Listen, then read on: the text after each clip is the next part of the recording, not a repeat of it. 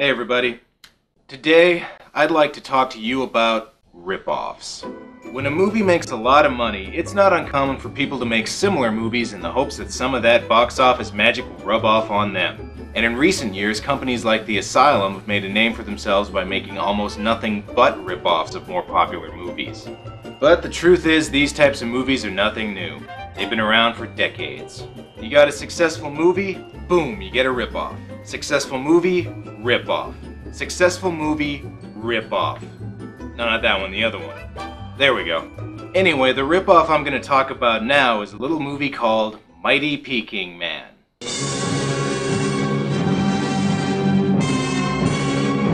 Mighty Peking Man was made to cash in on the 1976 remake of King Kong and was produced by Hong Kong's legendary Shaw Brothers Studio, known for their kung fu epics and for being a fan favorite of Quentin Tarantino. Fun fact, did you know that Quentin actually uses a powder made from ground-up Shaw Brothers movies to get erections? In fact, Quentin liked this movie so much that he had it released in North America through his Rolling Thunder Pictures company. So what's all the fuss about? Well, let's find out. So we start out in a library in Hong Kong where some businessmen are looking over some old newspaper articles. In the 60s, they spotted this monster, and a dozen eyewitnesses saw him in the Himalaya mountains. That monster, gentlemen, was really the prehistoric Peking Man. Cut to a diorama of a village in... somewhere, when suddenly we get our first glimpse of the giant ape.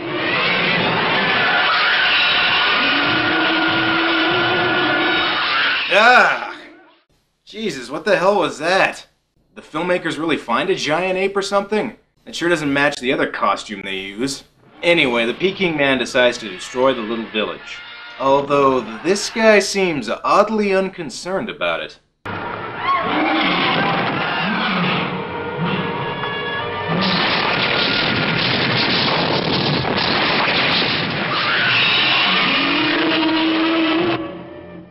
The evidence looks conclusive, then. I think the flashback speaks for itself. The businessmen decide that they could make a lot of money if they captured the Peking Man, and decide to mount an expedition to find him. I know a hunter here in Hong Kong, an explorer. He just lost his girl, and he wants to get away. I guarantee he'd be the right man for us if he'd go.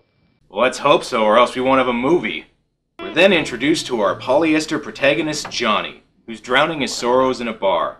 You're going to head our expedition into the Indian jungle, Johnny. You are the only one I trust. How about it? Johnny, you want to do it? I'll do it. Anywhere you like, I'll go. I don't care what. Wow. We're only 5 minutes in, and they're already in the jungle looking for him. That has got to be one of the quickest setups to a movie ever. Seriously, it might as well have just gone like this. That's the Peking Man. We should capture him. I know a guy. Let's use him. Hey, you want to go with us? Okay. Cool! Now that is how you set up a giant ape movie. You listening, Peter Jackson? The wheels are stuck. Push, everybody, push! Come on, harder! No one will be seated during the thrilling cart-pushing scene. Suddenly they enter a village that's seemingly abandoned. Anyone here? Is there anybody around?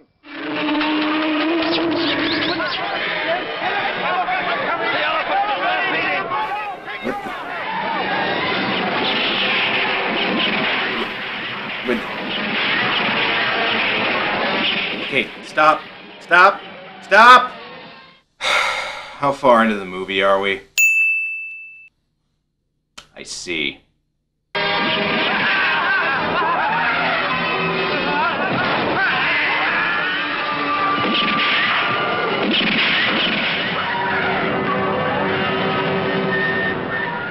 Well, that ate up about 90 seconds. That night, the group asked Johnny why he decided to come along. And before you know it, we're back in flashback territory. Lin Chang is her name. We were going to get married. That's what I thought at the time. Then, Brother Charlie had to show up. Nobody, nothing, could stand in her way. So we see Johnny and his girl running along a beach, riding on a boat, slow dancing, and engaging in other romance montage cliches. Until finally... One day I came home early. Hey, I'll bet this is gonna end well.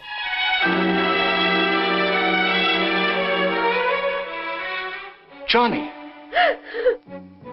It wasn't. It didn't mean... You want to sleep with her, Charlie. You want her, well, take her. Johnny. Yeah, I'm pretty sure he did that already, buddy. And so you decided you'd get away. That you'd lead an expedition into the Himalayas. Well, you know, that is a pretty common reaction to a breakup. I remember after one breakup, I led an expedition of people through the mountains of British Columbia to find Sasquatch. We ended up getting trapped under an avalanche, and we had to eat Charlie, our cook. Good times. Good times. Anyway, the group continues on the next day, and... Get her! Get away! Quicksand! How far in are we now? Okay. You know what? I think that deserves a slow-mo.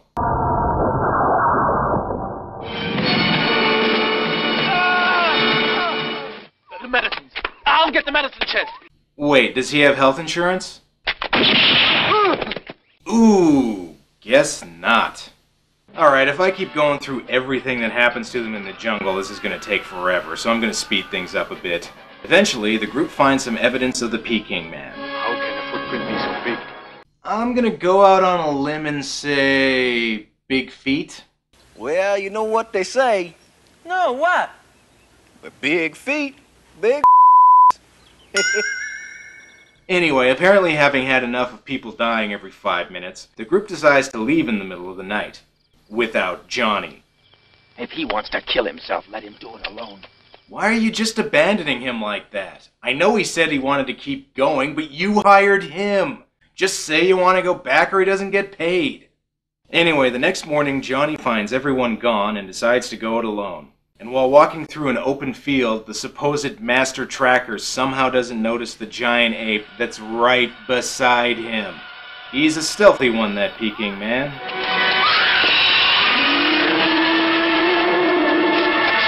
Just then, Johnny is saved by...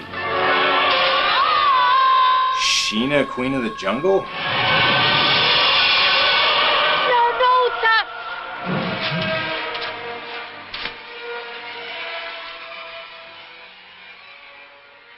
Ah! Stop showing that! It turns out Jungle Girl is called Samantha, and she tells Johnny that she crashed in the jungle when she was a little girl. Her parents were killed, but she survived, along with apparently a lifetime supply of hairspray and makeup, and was taken care of by the big ape. Right. It was Peking Man. He took care of you as a child. That's what the flashback said, Johnny. Hey look, it's the guy who hired Johnny. He's still in this. By the way, at this point I still don't really know what his name is, so I'll just call him Evil Capitalist. That's basically his only purpose in this movie anyway. You're a very brave man to undertake that expedition. And Johnny, will he show up? No, Johnny won't survive. He doesn't stand a chance. I'm afraid it's impossible for him to get out alone. In retrospect, we probably shouldn't have just abandoned him in the jungle like that. Meanwhile, back in the jungle, we get a disco ballad montage that shows Johnny and Samantha are falling in love. How do we know? Because the music tells us so, of course. Could it be heaven? Could it be heaven? Could it be heaven? Could it be heaven? Could it be heaven? Alright, you know what? If I gotta watch a jungle montage, it might as well have a funky beat. Jungle boogie, jungle boogie, get it on. So after that sickening romantic display, Johnny suggests that they take Peking Man out of the jungle.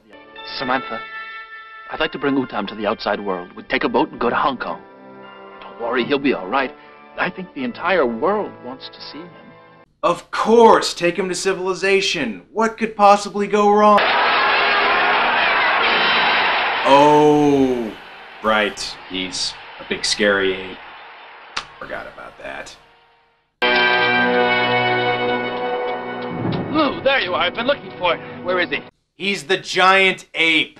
I'll find a large freighter, and in a week we'll put that stupid animal on show in Hong Kong. So soon, Evil Capitalist has Peking Man in chains on a freighter to Hong Kong. You know, he said Peking Man would be on display in a week. How was he able to get a boat with giant chains so quickly? Well, anyway, Johnny has a little present for Samantha. This isn't the jungle. Women wear dresses. I mean, you can't wear just animal skins. Yeah, here you have to dress like a Mad Max prostitute. I wanted to tell you the good news, Johnny. We have got a sure winner, and this proves it. The cable says all tickets have been sold out. He's the sensation of the century, that monster. Again, I would ask how he was able to set this up so quickly, but fuck it. So there's some stuff with a storm. Ooh, excitement. Pretty soon, though, we hear the funky sounds of Hong Kong.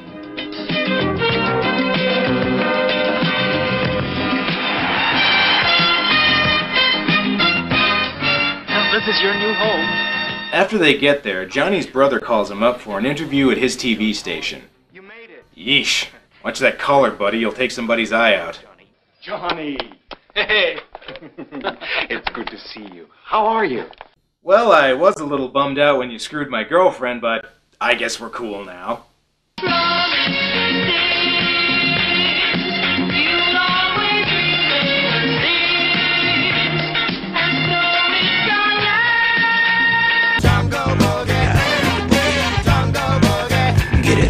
It turns out Johnny's ex-girlfriend is there too, and she asks to see Johnny in her dressing room.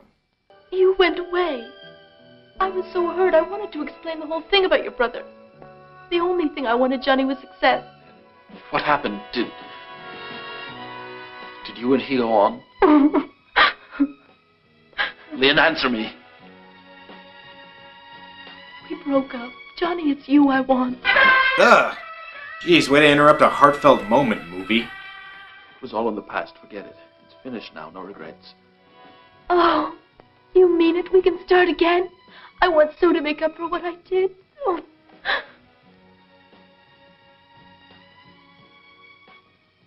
And Samantha's gonna walk in 3, 2, 1. Hey, there she is. Samantha! Meanwhile, we see Peking Man being put on display for some stock footage spectators, and what the hell? The whole show is just Peking Man chained up and having his arms pulled by Tonka trucks.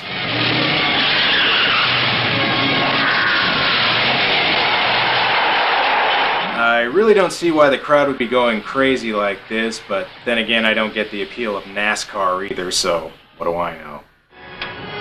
You take me to Utam. You take me Utam, yes? No. Oh, yes, the Peking Man. Sure thing, strange jungle girl. Samantha makes her way to the stadium, and needless to say, she's not too happy with the way Peking Man is being treated. Evil Capitalist comes back from his Saturday Night Fever audition and tells Samantha to come with him. Drink it, it's good. Huh? Drink, drink. Drink. Drink. Oh, I'm such an evil capitalist asshole. Ha ha ha ha. Unfortunately, he picked a hotel room with a convenient view of Peking Man, and the big ape breaks his chains and is soon running amok in downtown Hong Kong. Oh, Peking Man, no! Don't you know how long the model maker spent working on those?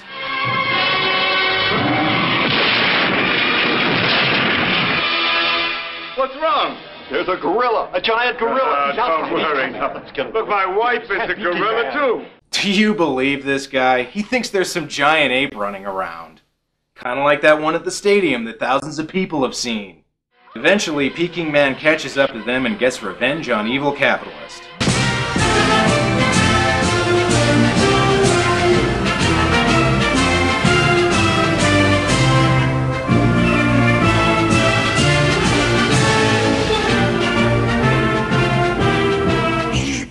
When all else fails, go for a Python reference.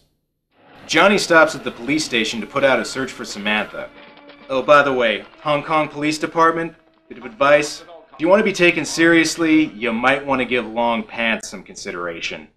Anyway, Hong Kong's army of misfit toys keeps fighting Peking Man long into the night. And because giant ape movies are always required to end on top of tall buildings, Peking Man climbs the Hong Kong Swiss cheese building, and the army attacks him with helicopters. Whoa, he must be angry. He's turned into the Incredible Hulk. Stop! Don't kill him. He's a ferocious animal. Necessary. We have to get him. Don't you understand? He'll destroy the entire city. He would listen to her. It's very difficult to explain, but he'll do what she says. Listen. I talked to him, Tom. He wants not kill him. Condition you don't kill him. I want you to swear it. Very well. Well, that was easy. So Johnny and Samantha go to the top of the building, and Samantha manages to calm him down. To all units, he's calmed down. It's our best chance to get him. Bring the helicopters into action. He's trapped on top of a building. What does it matter if he's calm or not? So, yeah, the helicopters continue shooting at Peking Man.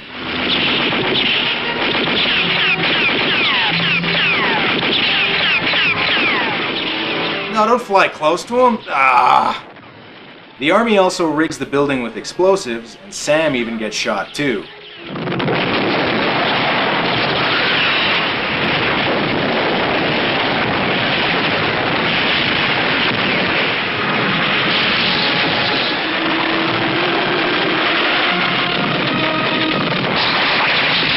Oh, poor Peking Man. He was innocent. Unless you count that village he attacked at the beginning of the movie for no reason. But other than that, you know, innocent. And yeah, that's it. The movie just ends right there. No, the planes didn't get him. 'Twas choppy editing killed the beast. So that's Mighty Peking Man. On pretty much every level it's a bad movie, but it's the best kind of bad movie. Fast-paced and entertaining. It's a movie that knows exactly what it is and only seeks to entertain. Basically, this is a good one to watch with some friends for some Mystery Science Theater style ripping. Well, that's all for now. Until next time.